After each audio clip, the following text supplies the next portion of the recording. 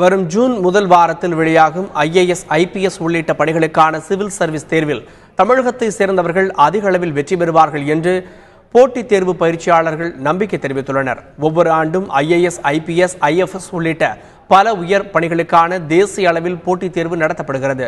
முதல் கட்ட தேர்வை 10 லட்சம் பேரும், இரண்டாம் கட்ட தேர்வை 2 லட்சத்திற்கும் அதிகமானவர்களும் பங்கேற்கின்றனர்.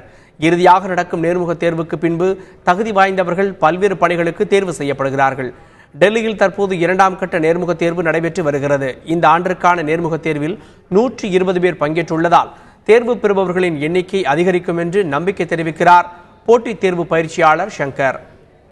IAS தேர்வு என்பது மூன்று கட்டமாக நடைபெறக்கூடியது. அது ப்ரிலிம்ஸ், மெயின்ஸ், இன்டர்வியூன்னு. இந்த மெயின்ஸ் தேர்வுக்கான முடிவுகள் ஏப்ரல் மாதம் வந்தது. இதில் பார்த்தீங்கன்னா 220 பேர் பக்கமாக தமிழகத்திலிருந்து வெற்றி பெற்று அந்த நேர்முக தேர்வை டெல்லியில் போய் அட்டன் பண்ணிட்டு இருக்கிறாங்க. இதற்கான தேர்வுகள் நேர்முக தேர்வு ஸ்டார்ட் ஆகிடுச்சு. இது மே 27ஆம் தேதி இதனுடைய முடிவுகள், அதாவது கம்ப்ளீட்டாக நேர்முக தேர்வு முடிய போகுது. இது பார்த்தீங்கன்னா கடந்த ஆண்டை விட கடந்த ஆண்டு 140 பேர் தான் நேர்முக தேர்வுக்கு போனாங்க. இந்த வருடம் 220 பேர் போயிருக்காங்க. ஸோ அதனால் கடந்த ஆண்டு 78 பேர் தான் ஃபைனல் லிஸ்ட்டில் வெற்றி பெற்றாங்க. ஸோ இந்த ஆண்டு 100 பேர் பக்கமாக வெற்றி பெறுவாங்க. கணிசமான இடங்களை அதிகமாக பெறும் அப்படிங்கிறது எங்களோட நம்பிக்கை. இதனோட இறுதிக்கட்ட முடிவு ஜூன் மாதம் ஃபர்ஸ்ட் வீக் வரும் அப்படிங்கிறது அவரோட எதிர்பார்த்துட்டு இருக்கோம்.